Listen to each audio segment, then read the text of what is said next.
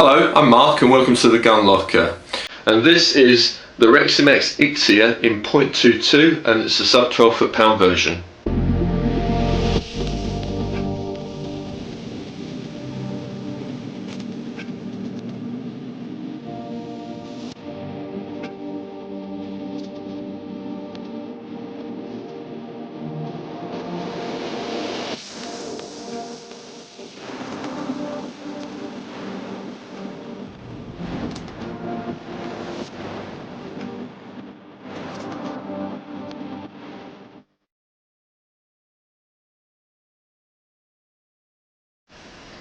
So welcome to part one of this two-part review. Now, some of you may be wondering why I've actually split it into two parts. I took some time over Christmas to actually look at the way that I've been presenting my reviews, and I'm conscious of the fact that they are lengthy. So in splitting it into two parts, I'm trying to reduce that, and also I'd like to be a little bit more concise so I'm not repeating myself as much as I was. Going forward, part one is going to cover design and build and include facts and figures, and part two will be performance and accuracy, so you'll get some more footage of me doing other tests as well outside. Hopefully it's going to work, and hopefully you guys are going to enjoy the format. I'm still going to be using the 5-star system to rate the rifle, incorporating categories that I've used in the past, but also some new ones as well. So hopefully it's going to be informative, interesting, and I don't bore you to tears. Anyway, let's crack on. So what I have in front of me is the Reximex Ixia in .22, and this is the sub 12 foot-pound version. Now, for whatever reason, Reximex likes to label the rifles coming into the UK differently to those going to the rest of the world. So everywhere else this is known as the Throne Gen 2. It is a PCP military style bullpup, PCP meaning pre-charged pneumatic, and it's available in three calibers, .177, .22 and .25. Now, by the way guys, you'll see me looking down because I have got my cheat sheets here. There is so much information with regards to this rifle that honestly I wouldn't be able to remember it, all of it, or I would, inadvertently forget to include it, shall I say, as we go along. So please bear with me, and apologies if you see me looking down, but I just want to present this in the best way that I can. So as I said, three calibers, .177, .22 and .25, and the interesting thing with this rifle is that you've got a barrel that can be swapped. So if you want to change your calibers, you can do, and I think that's new to Reximex. It's available in four colours, so you've got obviously black, you've got the FDE, which it's like a light sand colour, and then you've got the skull camo, which is black and grey, and then you've got the G1 camo, which is like an oak leaf pattern. With regards to its overall length, from butt to muzzle, it's 850 millimeters or 33.5 inches long, and its barrel length is 580 millimeters, so that's from there to there, 580 millimeters or 22.8 inches. It's machine rifled and it's out still. Obviously it has a shroud, and this shroud does incorporate some sound moderation in the form of a plastic mesh, and that plastic mesh is situated towards the end of the shroud itself, or near the muzzle end. Does it make any difference with regards to quietness? Well, I've actually done some sound tests, but I'm going to give you the figures for that in the part two of this review. Its length, so the shroud length is 380 millimeters or 15 inches, and its diameter is 28 millimeters or 1.1 inches.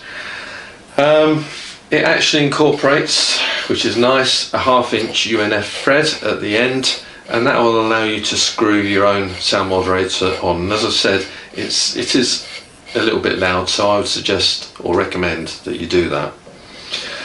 Now, the reach from the butt to the trigger is 375mm or 14.75 inches, and that's the same as its centre of balance. It's in line with the post of the trigger, which it means to say it's quite nicely weighted. With regards to the bottle, it's aluminium and it's got a capacity of 425cc with a maximum fill pressure of 250 bar or 3625 psi. Now, because the rifle has got a safety burst seal fitted to the action, I would recommend that you don't go up to 250 bar. Personally, I took it up to 220 bar when I was doing the test, and I just didn't want that seal to pop inadvertently. They're not the most reliable of things, and if you were to see them, they are a very, very thin piece of copper plate. It's tiny. And if it does pop, obviously it's a trip to your local dealership and ask them to replace it. You can get an optional carbon fibre bottle for this, and if you do, the capacity is 480cc. The rifle has a pre-chamber fitted or plenum, and that has a capacity of 180cc. It is regulated, but it's not adjustable, and the regulator the manometer is set at just under 100 bar, I think about 98, 99. It's hard to tell with this manometer because it's not that accurate with regards to its scale. So yeah, let's, what other bits and pieces of this got? So to the rear of the rifle, within the rear chassis, we have a hammer spring adjuster, and that has 10 settings, and then we also have a transfer port adjuster which has 5 settings, but I'll talk more about that shortly. And then with regards to its overall weight, it's coming in at 3.5 kilos, 7.7 pounds, which is quite weighty actually, but not too bad at all. And with regards to price, so this rifle retails at slightly over £700, so £715 or more, depending on where you get it from in the UK. And at this point, what I'd like to do is give a quick shout out to the guys and girls at the theGunLocker in Stafford for lending me this rifle to review. And also a big thank you actually for trusting me with it and allowing me to give my honest opinion of it, whether that's good or bad. For me, that says a lot about the company, for the guys and girls there, in that, you know, they're honest people. It's as simple as that. What more can I say? When you purchase the rifle, it's supplied with a plastic hard case, lovely looking thing, but I'll talk to you about that in a bit.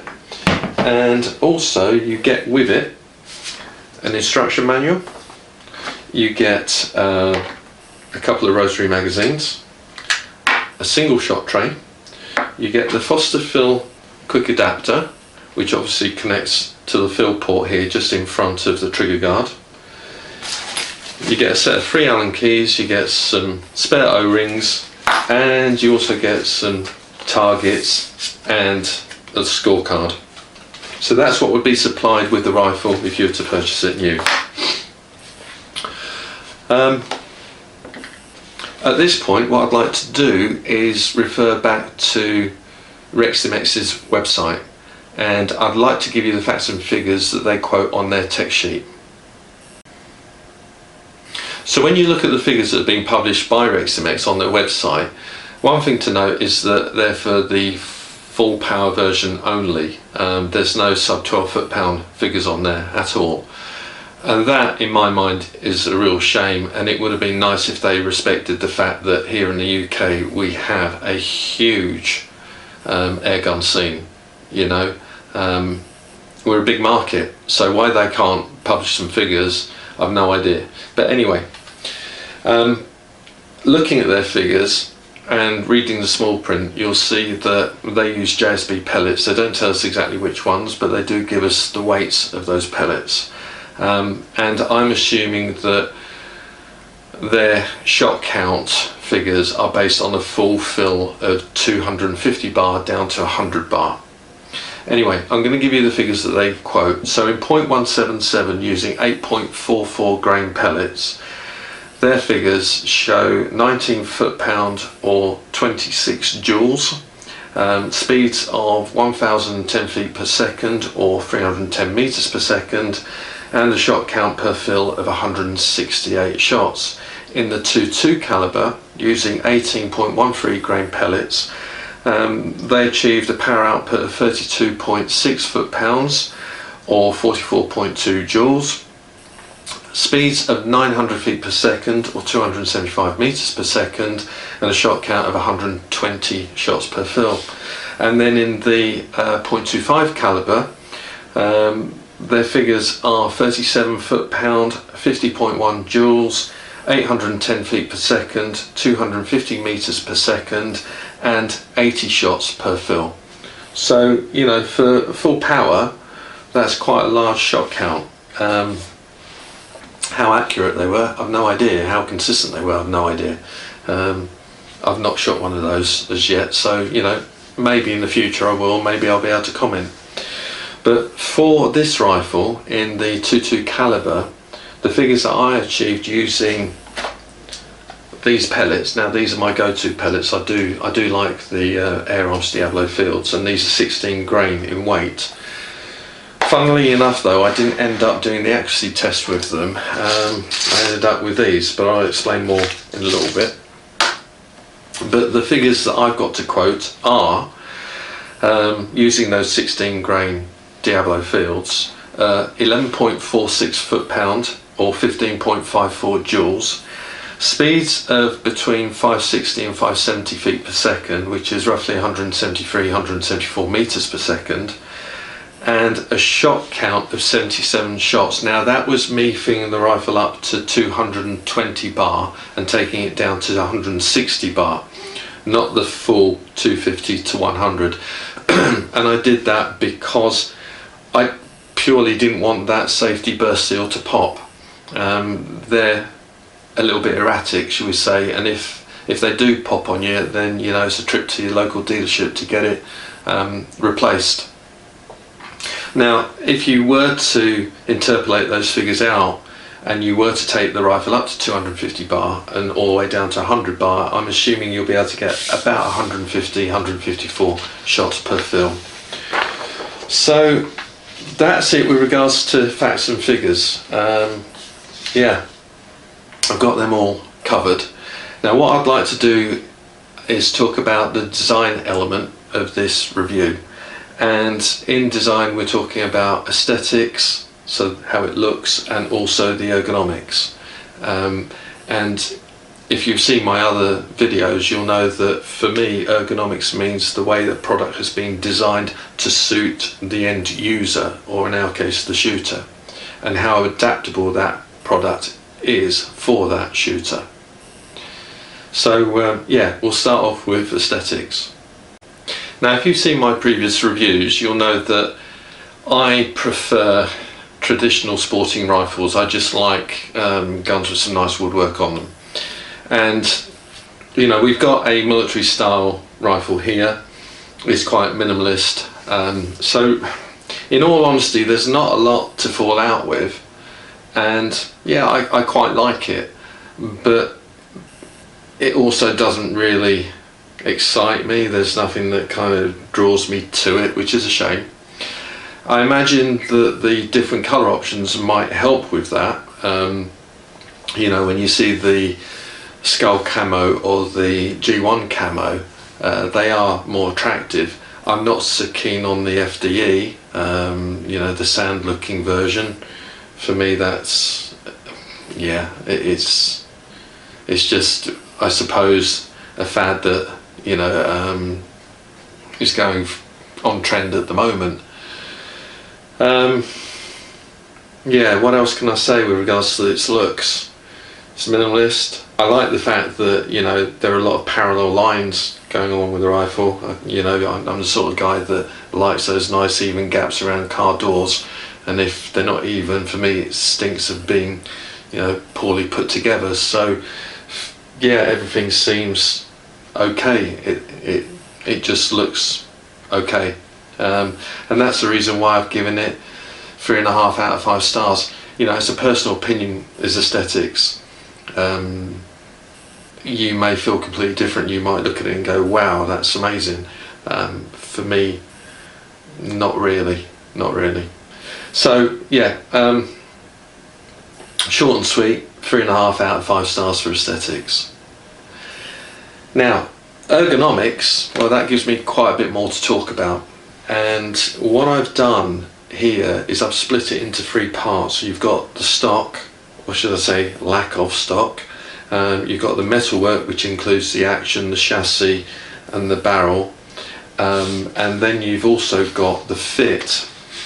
And again, for those of you that have seen my previous reviews, and I talk about ergonomics as to how the end product fits the user, in our case the shooter. The rifle has its good parts and it's got some not so good points. So let's talk about the stock first off, or lack of. So yeah, we've got no forend. What we do have is a very small Picatinny rail here. It's 70mm or 2.75 inches long, and although Reximex have actually put it there, in my mind it's near on useless. And the reason why I say that is because it's set too far back. When you shoulder the rifle, any movement in your shoulder is exaggerated at the muzzle because of this pivot point here, and it's a real shame. You'll see in part 2 that actually I've taken the bipod off and I've rested it on a bench rest, with that rest being much further up, sort of almost towards the end of the bottle. And I did that so that I could get a more stable shooting position. In my mind, yeah, the lack of a forend actually pays a price with accuracy on this rifle. Now, what else can I say about the stock? So, for what we do have, we have an AR-15 style pistol grip with a bit of nice checkering on both sides, and it's ambidextrous. That's a good thing. It is an integral part of the actual lower stock, and I say lower because the upper part is the rear chassis of this rifle. So the lower stock encases the upper chassis, and because it's a casement, there's not a lot really that you can do with it. It does have some adjustment on the butt pad, so you press this button in and you can move it down, that's locked in, or up, but it doesn't allow for any movement in or out. And with regards to the design of the actual stock itself, well, apart from that, there's no bag rider. The cheek piece, which basically is just a shroud that covers the barrel, there's no adjustability in that whatsoever. And yes, it is ambidextrous, but when you shoulder the rifle, although that's comfortable, you can see this screw here, this knob, to allow you to release the barrel. Well, if you're a left-handed shot, that's going to rest against your cheek. I'm not saying it's uncomfortable, but it's there, and it can affect your eye alignment with scope. So yeah, there's really, with regards to ergonomics, not much more that I can say about this stock, except it would have been nice if, like FX, Reximex had allowed us to change this pistol grip, for something that's more comfortable for the hand. And the fact that I suppose they've given you a colour choice makes it a little bit more attractive to the shooter. You can go for that FDE, the sand coloured version, or the skull camo, or the G1 camo. So again, that'll make it a little bit more attractive. And it gives that shooter a little bit more choice, which again, that's what ergonomics is all about. Not a lot more that I can say about the stock. Now, with regards to the metalwork, there's quite a bit to talk about. So we're talking about action, chassis and barrel. Let's talk about the chassis first. It's out of aluminium and it's robust. It's got this black matte luster finish, or you can have those other colour options as well, as I've talked about. On top of the chassis we have a 200mm 11 to 22mm Picatinny cum dovetail rail, and that should suit most scope mounts. I say most because it didn't suit mine. Mine's got a grip point at 23mm, so I had to actually swap it for a solid block version. Bit of a shame, but there you go. But yeah, that's nice in that it's being positioned in a sensible place, and when you put your scope on there, you've got a decent amount of eye relief. I like that. It's good design.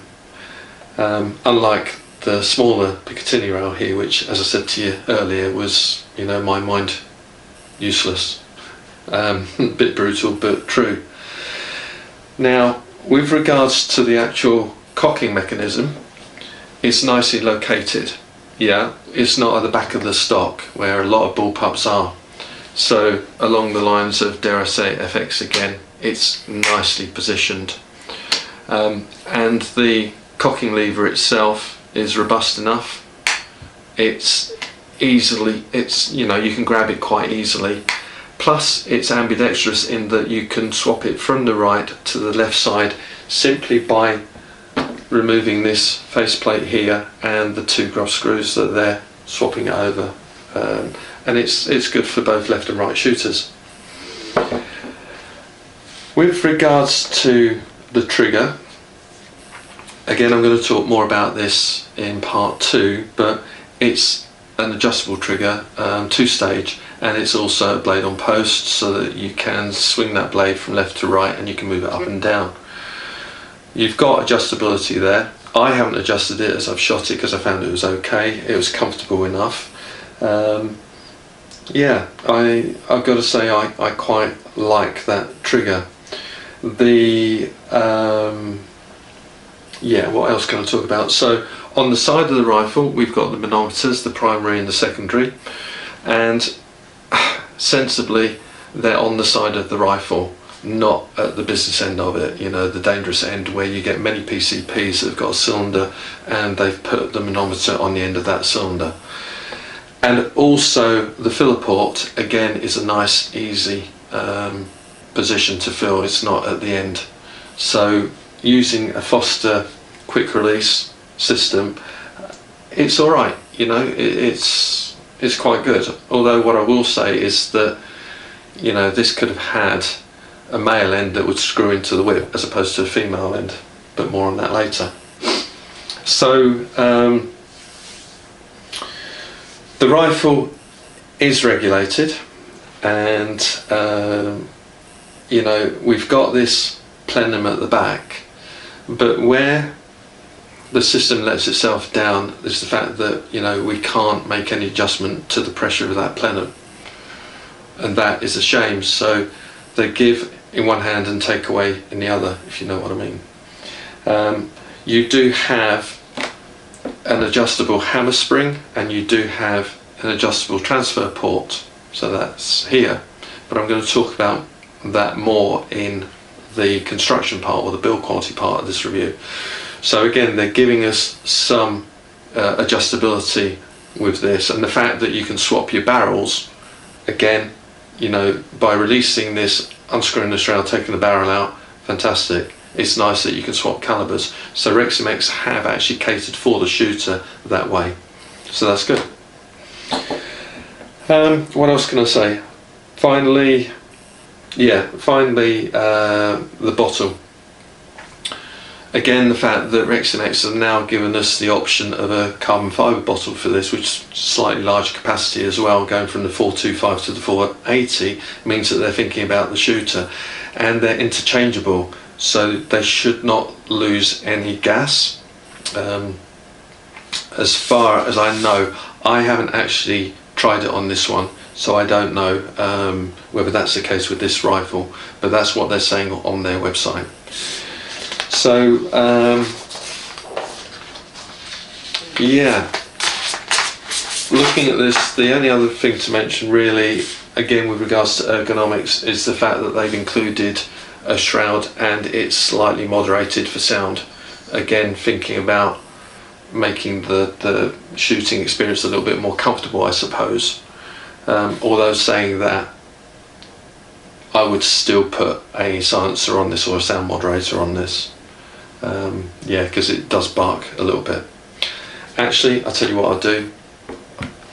I'll just give you a quick demonstration of that. Now this is empty, so it's safe to do so.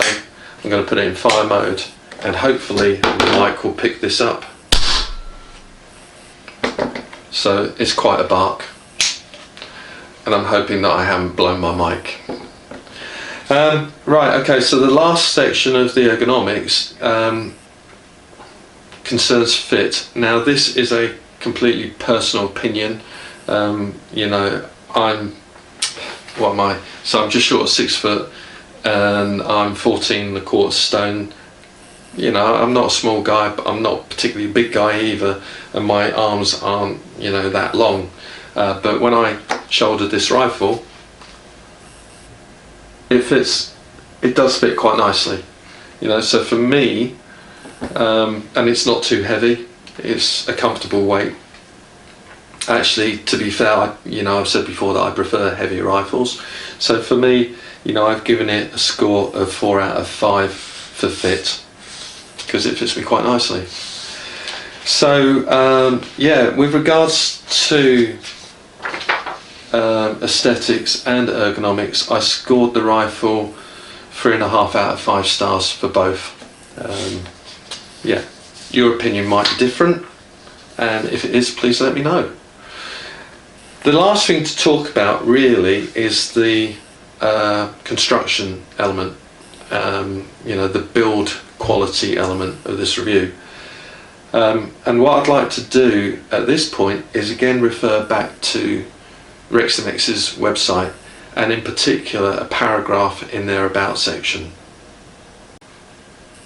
So you may be wondering why I'm referring back to Reximex's website, and in particular a paragraph that's written on their About page.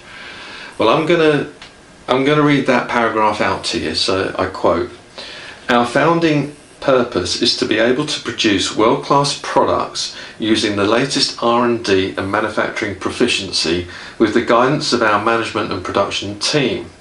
In such a short time period, Reximex achieved a customer portfolio over 60 countries with the vision of never compromising from manufacturing high-quality products and customer satisfaction." So that's quite a powerful statement. Now look, Reximex, it's a Turkish company. It was founded in a town called Konya I hope I've pronounced that correctly. If I haven't, my apologies. And I'm assuming it's a town and not a city. My geography isn't that great. But it was founded in 2015. And what they're saying is that in this short space of time, they're actually selling their guns, their products, in over 60 countries. Now that's an incredible feat, and you know, I applaud them for that. But I wonder whether they've spent more money on the sale and marketing of their products than they actually have done in perfecting those products so that they're right for the market. The reason why I say that, and it refers back to the second part of that paragraph where they state, never compromising from manufacturing high quality products and customer satisfaction. And again, excuse the grammar, but it's obviously lost in translation a little bit. Look, this rifle in front of me has got issues, okay, and I'm going to refer back to that paragraph, and I really do wonder whether, you know, they're meeting their vision, because like I say, I've come against some issues with this rifle, and I think what I'm going to do now in this build part of this review is go over 6 areas, and those areas are going to be the action and the chassis, the air system, the barrel, safety, the stock and sundries, and this is all relates to build quality. So let's start off with the action and the chassis. Well, okay, now I've rated it 4 out of 5 stars, so that's good, and I've rated it highly because, you know, the action and the chassis, for the most part the chassis is aluminium, the action is steel, you know, they're robust materials, and it looks like they've been put together well. It looks solid, you know, it's robust, it will take a knock. You know, it's got a finish on it that looks as if it's not going to scratch that easy, and for the most part, yeah, I think it's been put together well. I've spoken to a gunsmith and asked him his opinion of the rifle, and he's basically said, yeah, they're okay. They are a little bit difficult to work on because of the way they've been constructed, but they're okay. So hence 4 out of 5 stars. But if I look at the air system, now it's got a huge shot count, but it has issues, and where it gives on one hand, it definitely takes away on the other. So let's start with the bottle first off. Now the bottle itself, you know, they say that it's interchangeable. Fantastic if it is. I've not tried it, so I couldn't tell you. But because of this Picatinny rail here, which in my mind is basically useless, it should have either been a lot longer or just forget about it. When I was doing my accuracy test, and you'll see this in part 2, as I said, I was resting the rifle on a bench rest, and it was the bottle that was sat on the bench rest. Now I don't know whether the camera will pick this up, but if you put any upward pressure on here, there is movement. That bottle does flex a little bit, and because the bottle is touching the shroud, if there's any upward movement on the bottle, you're going to get upward movement on the shroud. If you get upward movement on the shroud, you're going to get upward movement on the barrel, and that's where your accuracy goes to pot. Okay, so this should have been more robust and it should be protected. It's not. Now, and bear in mind again, we're talking a sub 12 foot-pound version here. So obviously we've got the air system goes into this pre-chamber, 180cc plenum pre-chamber, whatever you want to call it, and we've got no adjustability on that secondary manometer on the pressure within here. It's set at just under 100 bar. But what we do have is this hammer spring adjuster and the transfer port adjuster.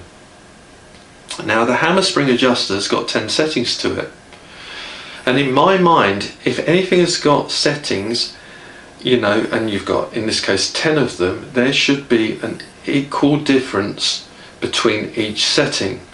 And what I mean by that is, as you relax the spring tension by one click, you would imagine that you would see a drop in the point of impact by a certain amount, and then as you reduce it by another click, another drop and another drop and another drop, so it's nicely calibrated all the way down. That doesn't happen with this, and you'll see this more in part 2, but as I was reducing the tension on the spring, for the first 3 or 4 clicks there was no difference whatsoever, and then there was a marked drop, and then it actually went up, and then, you know, and by it went up, I mean the point of impact went up, and then it veered off to the right, and then it kind of stood there for a bit, and it was just, in fairness, it was just a waste of time. So I go back to my point of, you know, this is a sub 12 foot-pound, do we need any of this, or is this just basically surplus to requirements, you know? For me, I wouldn't mess about with this hammer spring adjuster because it's just too inconsistent, so I would leave that on maximum. Now, if we talk about the transfer port adjuster, so that's got 5 settings, and on maximum this rifle is giving out 11.46 foot-pound, and on minimum it's at 6.5 foot-pound. So the midway point you would imagine would be round about the 8.5 foot-pound, thereabouts, but no, it's not. It's at 10.6. So the calibration is completely off on that. And you know, you're kind of thinking to yourself, well, what's the point? Is it just the case that, you know, the manufacturer Reximex has thought, actually we're going to give these guys all of this lot because it looks good and because it will help sell the gun, and you know, it's sub 12 foot-pound, so it doesn't really matter whether it works or not? Well, actually, you know what, it does matter. And if you're going to provide these bits and pieces, make sure that they are properly calibrated and that they work correctly, because unfortunately it doesn't. You know, in my mind, you don't need this section of the rifle, and the proof of the pudding is the Kraus. You know, they don't have any of this, but their rifles are laser accurate at sub 12 foot-pound. Now, for the air system, I gave it 3.5 out of 5 stars, and I'm going to do the same again for the barrel. It's a long barrel. Yeah, I think I mentioned it was what, 580 millimeters long, if I get my figures right. Yeah, 580 millimeters long, or 22.8 inches. And it's good that it's long because it gives that pellet enough time to speed up and to use all of the air behind it. And you're hoping that as it exits the barrel that pellet's going to be stable. So when I picked this rifle up, I took a few shots, the pellets were going everywhere, so I thought, no, I'm going to need to clean the barrel out, and I did, and it was filthy. It had manufacturer's grease all the way up it, so it took a fair bit of cleaning, but you know, I polished that rifling inside. And when you look at the rifling, Reximex says it's precision machined rifling. Now you can see a twist up the barrel, but you can't actually see any pronounced lands and grooves. Now that must have an impact on the way the pellet flies. And as regards to the actual barrel itself and whether it's pellet fussy or not, oh my lord, yes it is. I said to you earlier that, you know, these are my go-to pellets, they're my favourite pellets, I like these. This gun doesn't. It absolutely hates them. It doesn't like these. It definitely does not like these. But it does like these. And when I say does like, I mean, to be fair, it's an okay group. It's nowhere near as tight as I would like it to be, but it's an okay group. And these are the Bisley long range golds. The only positive with this is that it's a mid-priced pellet, so it comes in at $13.99 a tin of 500, as opposed to £18 for the Air Arms Diablo Fields or the JSBs. So I suppose there's some saving grace there. But no, it's extremely pellet fussy. And again, you know, I wonder if we'd taken a format similar to the Kraus, like the high caps, and we didn't have the barrel so long, but it was more of a traditional rifle style, that it would be more accurate. With regards to the safety, now the safety, you know that I like automatic safeties. I've said it before in my previous videos. I think that they should be fitted on all rifles. This doesn't have it, and in my mind it gets scored down because of that. But saying that, the safety that it does have, I think is okay. One of the things that I do like about it is that, you know, when you go to pick the rifle up by its centre of balance, which is in the centre of the gun, in line with the post of the trigger, as you pick it up, it automatically closes the safety if it was on live fire. So that's nice. And the fact that that safety is ambidextrous is good. It's robust enough to take some knocks, and it definitely will not allow that trigger to move backwards, because there is a raised ledge which the post pushes up against, so it's got no room to move. Yeah. So the safety I quite like, and for that reason, because it is quite robust, it's in a sensible position, it's thought out, it's a good design. I've given it 3.8 out of 5 stars. If only they could have made an automatic version, then you know that would be way up there. I think that's a very good design. Now, I've talked about the stock obviously in the previous section with regards to ergonomics, but with regards to build quality itself, look, Reximex says it's using a high quality synthetic material. We're talking plastic, and apart from a slight seam in the moulding process, you know, it's been put together well. It's a good quality, robust material, so there's not a lot to go wrong with that, and I've given it a good 4 out of 5 stars. So all that's left to talk about now are the sundry items, and by sundries I mean the things like these, the rotary magazines. And if I hadn't mentioned it before, this comes supplied with a rotary magazine and a single shot tray. The rotary magazines in .177 have a 14 shot capacity, in .22 a 12 shot capacity, and in .25 a 10 shot capacity. Now, these are widely used on Turkish rifles. They're basically a crowd design, and personally I don't like them. I think they have a lifespan for sure. Things like, you'll be able to see there's a very fine rail on the back of this rotary mag, and that rail locates within a groove in the breech. Now, the breech is constructed from aluminium and it's quite sharp. This is plastic. If you misalign this as you're pushing it in, you can shave that rail off, and if you've shaved it off, well, you may as well throw this in the bin, because it will not align properly.